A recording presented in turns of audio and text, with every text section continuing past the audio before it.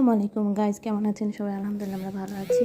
আজকে আমি তৈরি করব হোমমেড চিকেন কর্ন স্যুপ।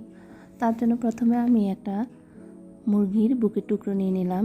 তা সুন্দর করে ধুয়ে আমি এখন প্রায় এখানে 3 কাপ পরিমাণ পানি নিয়ে তার মধ্যে এটাকে আমি এখন সিদ্ধ করব। প্রথমে সামান্য একটু রসুন বাটা, আদা বাটা দিয়ে দিলাম, আর একটু পেঁয়াজ কুচি দিয়ে দিলাম। আর এখন আমি এটাকে সিদ্ধ করতে দিয়ে দেব। আর তো দেখুন সিদ্ধ হয়ে গিয়েছে। আমি এখন মাংসগুলোকে নিয়ে নিলাম। আর এরপরে এই যে স্টকটা রয়েছে তা আমি একটা বাটিতে ঢেলে নিলাম। এখন চুলাতে গিয়ে আমি পাতিলে সেই স্টকটুকু দিয়ে দিলাম। তার সাথে আরও কিছু পরিমাণ পানি আমি এখানে অ্যাড করে দিয়েছি। আর সেই মুরগিগুলোকে আমি এখন দিয়ে দিলাম, দেখতে পাচ্ছেন। এখন আমি এগুলোকে নাড়াচাড়া করে নিচ্ছি। দিয়ে দিলাম স্বাদ মতো লবণ, কিছু পরিমাণ বিট লবণ দিয়ে দিলাম স্বাদের জন্য, আপনারা চাইলে নাও দিতে পারেন। আর এটা হোমমেড স্যুপ, অবশ্যই রেস্টুরেন্টের মতো হবে না, তারপরেও কিছুটা চেষ্টা করলাম।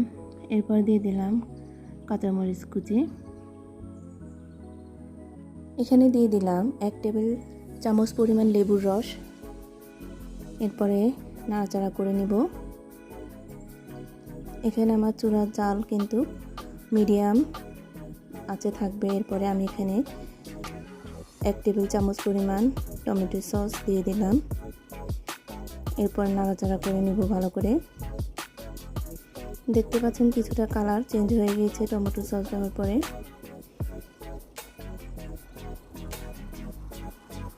এরপর আমি এখানে স্বাদের জন্য 1 চা চামচ পরিমাণ চিনি দিয়ে দিলাম। এতে করে স্যুপের টেস্ট একটু ভালো লাগবে। এখানে আমি 2 টেবিল চামচ পরিমাণ কর্নফ্লাওয়ার একটু সামান্য ঠান্ডা পানিতে গুলে নিলাম। আর এখন কর্নফ্লাওয়ারটুকু আমি স্যুপের মধ্যে দিয়ে দিলাম। এই যে দেখতে পাচ্ছেন, এর ফলে আমার স্যুপটা ঘন হয়ে যাবে। এখন আমি ভালো করে এটাকে নাড়াচাড়া করে নেব। এই যে দেখতে পাচ্ছেন আমার এখানে 3 কাপ পরিমাণ পানি এখন শুকিয়ে কিছুটা কমে গিয়েছে। আর এখানে আমি কয়টা কর্ন দিয়ে দিলাম। এগুলোকে আমি সারা রাত্রে ভিজিয়ে রেখেছিলাম। এখন স্যুপের সাথে দিয়ে দিলাম কর্নটুকু। আর এরপরে একটা ডিম ফাটিয়ে নিব সুন্দর করে। এখন এই ফ্যাটানো ডিমটাকে আমি স্যুপের মধ্যে দিয়ে দেব। আস্তে আস্তে করে আমি স্যুপের মধ্যে দিব আর নাড়াচাড়া করে নেব। এতে করে ডিমগুলো সুন্দর গলে ঝুরা ঝুরা হয়ে যাবে। এতে দেখতে পাচ্ছেন আমার স্যুপ অলমোস্ট রেডি হয়ে গিয়েছে। এখন আমি চুলা বন্ধ করে দেব আর স্যুপটুকু বাটিতে ঢেলে নেব। আর এতে দেখুন আমার স্যুপটা কেমন হয়েছে। আর এই তো বিকেলের নাস্তা হিসেবেও এই স্যুপ খাওয়া যায়। আর রোগীদের তো অবশ্যই এই স্যুপ দেওয়া দরকার। আর এই তো আমার স্যুপ হয়ে গিয়েছে। কেমন হয়েছে অবশ্যই কমেন্ট করে জানাবেন।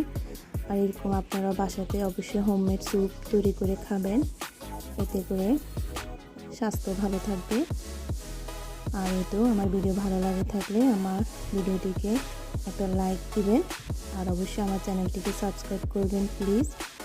আর এতক্ষণ কষ্ট করে আমার ভিডিও দেখার জন্য সকলকে অসংখ্য ধন্যবাদ। সবাই ভালো থাকবেন।